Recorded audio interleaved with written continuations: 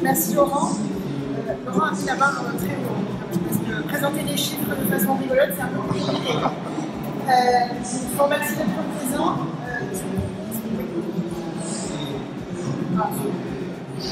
Effectivement, je vous propose de partager avec vous les enseignements que nous avons réalisés pour le compte de la NMA à la fois sur le smartphone, mais aussi sur l'impact, notamment sur l'impact du smartphone sur les comportements d'achat des Français en magasin.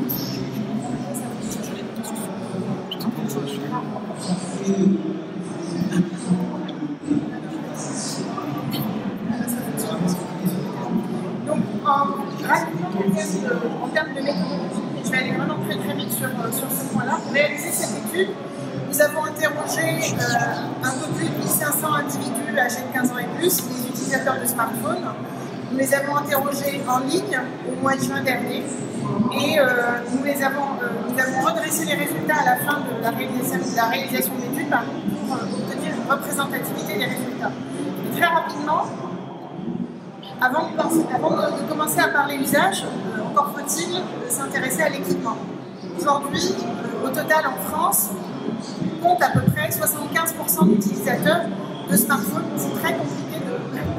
Je vais essayer de parler encore plus fort. Donc 75% d'utilisateurs de smartphones en France. Et à partir du moment où on voit ce taux qui est quand même assez élevé, on se pose la question à savoir qu'est-ce qui se passe au niveau des populations les plus jeunes. Et alors pour voir ce qui se passe au niveau des populations les plus... Pardon, excusez-moi. En parlant d'équipement, on le voit ici, on a à peu près on a trois acteurs qui sont majoritaires en termes d'équipement des smartphones. On a bien sûr Samsung et Apple qui sont nettement présents, qui totalisent aujourd'hui quasiment les 2 tiers des utilisateurs de smartphones. Et puis ensuite, on va retrouver Huawei, qui aujourd'hui compte un peu plus d'un utilisateur sur 10. Un utilisateur sur 10 pour Huawei, bien sûr, il y a d'autres équipementiers qui sont présents, qui sont sur des taux de pénétration qui sont beaucoup moins élevés, qui sont plutôt aux alentours de 3%. Mais ce qui est intéressant, c'est que si on totalise ces constructeurs de smartphones, on va obtenir à peu près, merci, c'est beaucoup, on va obtenir à peu près, on obtient à peu près un utilisateur sur 5 qui utilise un smartphone construit par un constructeur chinois. Donc ça, c'est un point qui est assez important. De la même manière, si on regarde du côté des OS, les OS qui sont utilisés aujourd'hui, il y en a 2 principalement. Android qui va générer, qui va, on va dire, occuper la place pour tous les équipements hormis Apple. Et puis l'iOS qui va équiper l'iPhone. Donc, bien sûr, quand on considère qu'il y a aujourd'hui 75% d'utilisateurs de smartphones, on peut se poser la question à savoir qu'est-ce qui se passe au niveau des populations les plus jeunes. Et quand on s'intéresse aux populations les plus jeunes, là, dans le cadre de cette étude, on s'est focalisé sur le dernier enfant du foyer. Et on a voulu voir à quel moment le dernier enfant du foyer est équipé de son premier smartphone. Quand on observe cette donnée-là, on se rend compte que la salve d'équipement la plus importante arrive à l'âge de 11 ans à peu près, entre 11 et 12 ans. Donc c'est l'âge auquel on accède au collège. Là, on va avoir 25% des enfants qui vont être équipés de leur premier smartphone. Encore une fois, j'insiste, on est sur le dernier enfant du foyer. Mais si vous regardez un tout petit peu plus loin, ou un tout petit peu plus tôt, je dirais, vous allez avoir une proportion d'enfants qui vont être équipés un peu plus tôt. Alors, c'est assez incroyable, il y a quand même des enfants qui sont équipés, peut-être pas dès 5 ans, mais en tout cas plus jeunes que les 11 ans.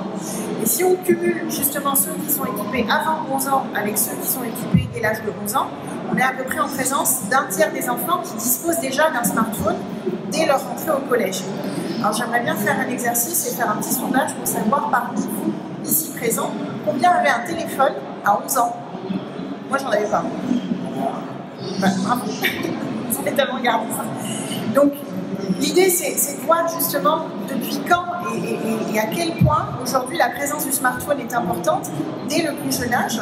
Et on le voit d'ailleurs, 70% des enfants ont déjà un téléphone, ont déjà un smartphone entre les mains à partir du moment où, même avant 18 ans. Et alors du coup, ce terminal, comme je vous le disais, a vraiment une importance majeure aujourd'hui au quotidien. On l'utilise pour beaucoup de choses. On l'utilise notamment pour faire des recherches, on l'utilise pour communiquer, pour se renseigner sur un certain nombre de choses. On l'utilise d'ailleurs, il contribue beaucoup, il a complètement bouleversé bouleversé nos façons de fonctionner, mais il a surtout beaucoup et fortement contribué à ce qu'on appelle le réflexe digital. Aujourd'hui, on s'adresse au digital, on se tourne vers le digital pour toute chose, pour se renseigner, pour s'informer, pour se divertir, etc. et pour préparer ses achats. D'ailleurs, on le voit ici, 78% des utilisateurs se tournent vers le digital justement pour se renseigner et pour préparer leurs achats. Ce réflexe digital, on va l'utiliser que ce soit via des moteurs de recherche, via des sites et applications d'enseignes. On va utiliser tout un tas de sources d'informations justement pour se renseigner et pour préparer ses achats et même pour préparer son déplacement en point de vente. Et lorsqu'on évoque le digital, bien entendu, je vous le disais tout à l'heure, on va s'intéresser au smartphone. Le smartphone aujourd'hui est utilisé. Le smartphone qui est aujourd'hui utilisé par quasiment 9 individus sur 10 de façon très régulière. Quand je dis très régulière, c'est quasi quotidiennement. Donc le smartphone qui est utilisé quotidiennement, là aussi pour différents sujets et pour différents usages, 9 individus sur 10 vont l'utiliser très régulièrement pour se divertir, pour s'informer. Ils vont aussi l'utiliser pour préparer des achats, pour rechercher des informations autour de ces achats ou pour préparer aussi leur déplacement en point de vente. Et puis ensuite, on le voit ici, le smartphone est utilisé aussi de plus en plus pour acheter sur Internet, donc pour carrément concrétiser l'acte d'achat sur téléphone mobile. Alors c'est le cas d'à peu près 6 individus sur 10, 6 utilisateurs sur 10 au global, mais c'est surtout le cas de 80% des millennials, les fameux 15-34 ans, qui sont nés quasiment avec un smartphone entre les mains et qui vont aujourd'hui très fortement l'utiliser pour acheter en ligne. Ces chiffres-là indiquent bien l'importance du smartphone dans les pratiques d'achat.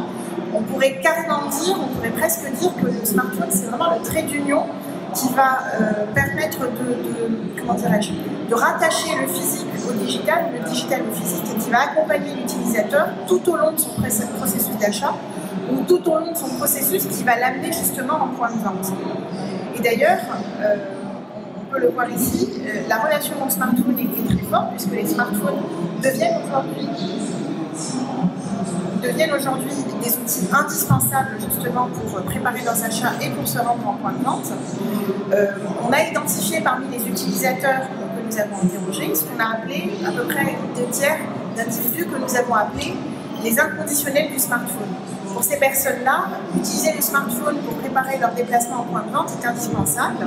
Le smartphone est indispensable aussi pour partager des informations avec leurs proches, pour recevoir les communications des marques. Bref, le smartphone est vraiment central dans leur comportement et dans leurs usages en termes de préparation d'achat.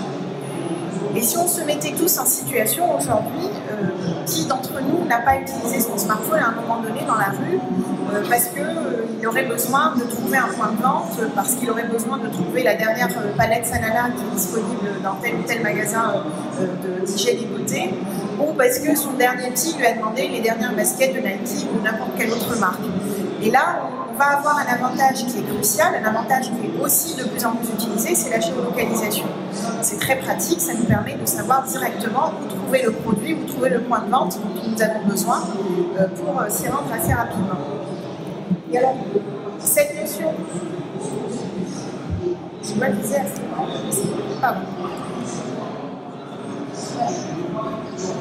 cette notion de géolocalisation, elle est importante parce qu'elle est de plus en plus acceptée. Aujourd'hui, on va voir le verre à moitié plein. Pas loin d'un individu sur 2 va accepter de partager ses données de géolocalisation, que ce soit sa position actuelle, que ce soit son lieu de domicile de travail. Et cette information, les utilisateurs vont accepter de la partager pour une raison très simple, c'est pour une raison, j'ai envie de dire, de bénéfice et de praticité. C'est pour pouvoir bénéficier de bons plans qui soient proches de soi, ou c'est aussi pour pouvoir découvrir de nouveaux points de vente qu'on n'a pas pu voir auparavant ou qu'on ne connaissait pas auparavant. Donc il y a vraiment une notion d'avantage et de bénéfice qui est tirée par ce partage d'informations. La géolocalisation d'ailleurs qui est aussi une donnée personnelle qu'on accepte de partager avec les marques. Et attention, pas systématiquement avec toutes les marques. La géolocalisation, comme je vous disais, est une donnée personnelle et globalement, les utilisateurs vont accepter de partager les données personnelles, quasiment aux 2/3, mais de façon beaucoup plus marquée quand il s'agit de marques ou d'enseignes où on est déjà client. Il y a déjà une relation qui est établie, il y a déjà une confiance, on va dire, qui est établie, et à partir de là, il est plus simple de partager ces données personnelles. C'est un peu plus compliqué quand la marque est plus éloignée de l'utilisateur et que l'utilisateur ne la connaît pas forcément. Donc, on parlait de smartphone, de l'importance du smartphone dans le cadre de la préparation d'achat et du processus qui amène l'utilisateur jusqu'au point de vente. Ce processus-là va être constitué de plusieurs démarches ou de plusieurs actions. La recherche personnelle en fait partie. Et si on regarde plus précisément, nous avons une bonne partie, quasiment 8 individus sur 10, 8 utilisateurs sur 10, qui ont déjà réalisé des recherches sur leur smartphone, justement pour se rendre en point de vente, ou pas. En tout cas, des recherches qui sont liées à un acte d'achat, qui sont liées soit à la recherche d'informations concernant un produit, concernant un prix. C'est une pratique aujourd'hui qui est clairement généralisée. Qui est effectuée pour que ce soit à travers des moteurs de recherche, que ce soit à travers les sites ou applications des marques. Notez que les réseaux sociaux, par exemple, qui font partie des sites qui sont les plus consultés, les réseaux sociaux comme les moteurs de recherche sont fréquemment consultés. Pour vous donner une indication, les moteurs de recherche sont consultés de façon mensuelle par 87% des utilisateurs et les réseaux sociaux vont être consultés à 85% de façon mensuelle par les utilisateurs. On va retrouver aussi bien sûr les sites et applications des marques qui, une fois cumulés, se rapprochent beaucoup d'ailleurs des moteurs de recherche et qui sont aussi très fréquemment consultés par les utilisateurs pour se renseigner sur un produit ou pour préparer un déplacement en point de vente. Alors, le moins qu'on puisse dire pour ces recherches, c'est qu'elles sont efficaces, donc elles amènent l'utilisateur à se rendre en point de vente.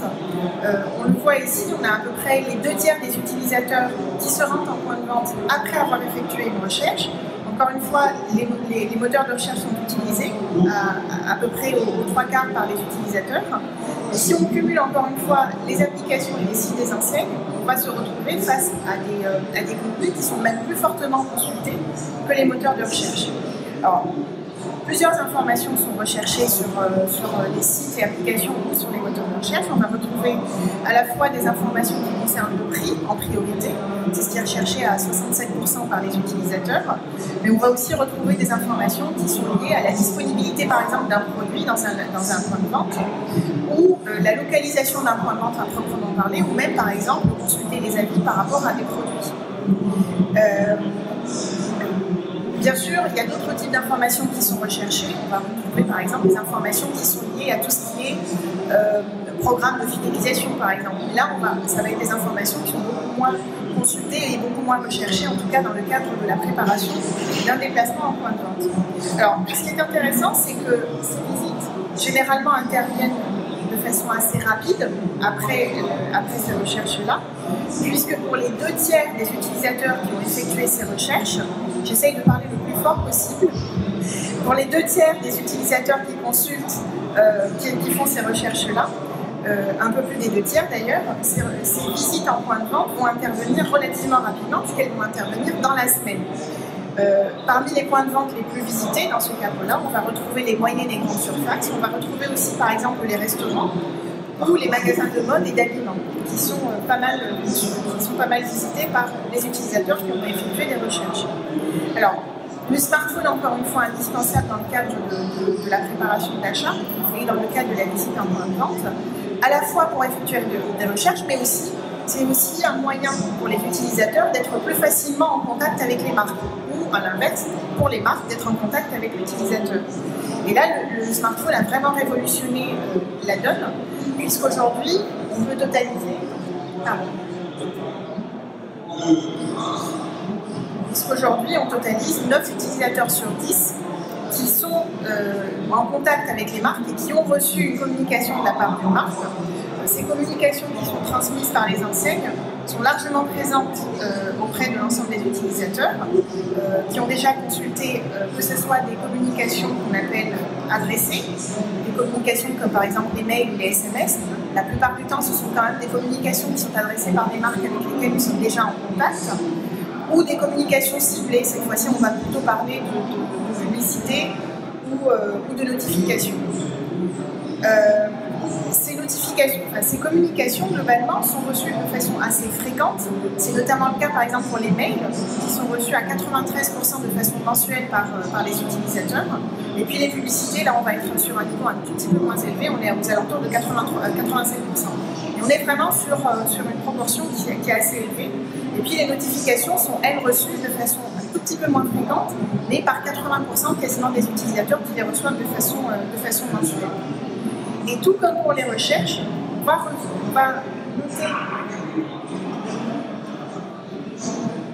on va noter une efficacité de ces communications, puisque ces communications, elles aussi, incitent à la visite en point de vente, puisqu'aujourd'hui, on a plus de la moitié des utilisateurs qui ont été touchés par des communications qui se sont rendus en point de vente suite à la réception de ces communications. C'est une proportion qui est encore plus élevée chez les cibles les plus jeunes, par exemple les millennials, puisque les 2 tiers d'entre eux se sont déjà rendus en point de vente après avoir reçu ces communications. Il en est même pour les femmes, par exemple, qui elles aussi se déplacent en point de vente à 66% après la réception de ces communications. Là aussi, on retrouve des communications adressées qui sont extrêmement efficaces, puisqu'à 98%, elles incitent à aller en point de vente. Et puis, on retrouve aussi les communications ciblées qui le sont un petit peu moins. Cette efficacité, on va la voir aussi.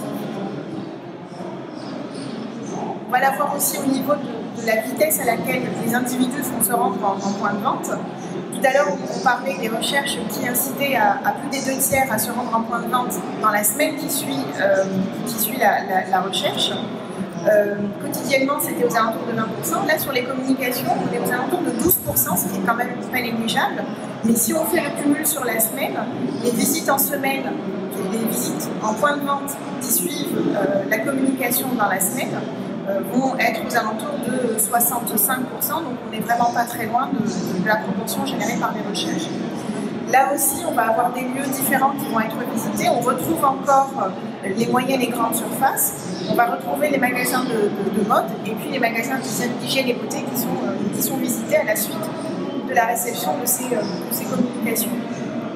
Donc, l'efficacité des communications n'est plus à revoir, elle est totalement prouvée. Ce qui est intéressant surtout, c'est qu'on parlait tout à l'heure de géolocalisation. Si à un moment donné on combine communication et géolocalisation, on va être en présence d'une efficacité qui va encore être renforcée, puisque la visite en point de vente dans la journée qui suit la réception de ces communications va encore augmenter, puisqu'elle est de 17%. Déjà à la base, 70% des utilisateurs vont être amenés ou vont aller en point de vente à la suite de la réception de ces communications. Sur une communication standard, nous étions à 58%. Et là, on est à 70%, donc il y a une performance qui est déjà meilleure. Mais en plus, la rapidité de cette visite est encore plus marquée chez les utilisateurs. Notez que 63% des utilisateurs ont déclaré avoir reçu une communication ciblée par les marques, une communication géolocalisée par les marques. Et alors, on parle de communication géolocalisée, donc il y a une notion de praticité encore une fois, puisqu'on arrive à savoir où on est exactement et quel est le point de vente auquel on peut se rendre. Il y a un point qui est important aussi, c'est que les communications sont d'autant plus performantes lorsqu'elles apportent une information qui est, je dirais, à la fois pratique, utile et qui est bénéfique pour l'utilisateur. Et comme on peut le voir ici, les communications qui vont être appréciées, qui vont amener en point de vente, ce sont des communications qui vont porter une information, par exemple, sur une promotion, sur la disponibilité d'un produit, sur la localisation d'un point de vente. Donc, tout ce qui est information qui vont apporter vraiment un bénéfice, un réel bénéfice à l'utilisateur et qui vont amener cet utilisateur à aller en point de vente. Alors, on a parlé de recherche, on a parlé de l'efficacité des recherches, on a évoqué également les communications, qu'elles soient standards, classiques ou géolocalisées. Ce qui est intéressant, c'est de se poser la question à savoir qu'est-ce qu'il en est de combiner les recherches avec les communications. Sur une certaine tranche de la population, il semble intéressant de combiner les deux et d'avoir vraiment est intéressant d'avoir une combinaison des deux. Tout à l'heure, je vous disais que quasiment 8 individus sur 10, 8 utilisateurs sur 10 ont effectué une recherche dans le cadre d'une préparation d'un achat. Sur l'ensemble de ces individus, on en a à peu près 1 sur 5, un tout petit peu moins d'1 sur 5, qui finalement ne va pas se rendre en point de vente à la suite de cette recherche. La question, c'est est-ce qu'ils sont perdus? Pas totalement, parce que sur ces 1 sur 5, l'ensemble de ces 1 sur 5, une grande partie en tout cas, va recevoir une communication de la part d'une marque. Cette communication va être efficace pour un tiers de ces individus. Alors, un tiers des individus qui ont effectué une recherche et qui ont reçu une communication, pour lesquels la recherche n'a pas été efficace, la communication va être efficace. Cet indicateur montre à la fois l'incrémental que la communication peut apporter, mais elle apporte aussi une preuve de la pertinence de la complémentarité entre recherche et communication qui peut être portée par les marques. Alors, en conclusion et en quelques mots, comme je vous le disais, le smartphone est un équipement qui est aujourd'hui définitivement indispensable et incontournable même dans la préparation d'achat et même dans la préparation des visites en point de vente. La géolocalisation est aujourd'hui de plus en plus acceptée. À partir du moment où elle apporte un certain bénéfice à l'utilisateur, c'est considéré comme un partage de données personnelles qui est beaucoup plus accepté et beaucoup plus facilement. Les utilisateurs sont beaucoup plus facilement disposés à partager ces données personnelles avec des enseignes dont ils sont clients. La recherche personnelle, bien entendu, est un facteur prédominant dans le drive to store et les communications sont un complément efficace à ces recherches, à combiner justement avec ces recherches pour avoir encore une efficacité encore plus importante sur la conduite de l'utilisateur vers le point de vente. Merci.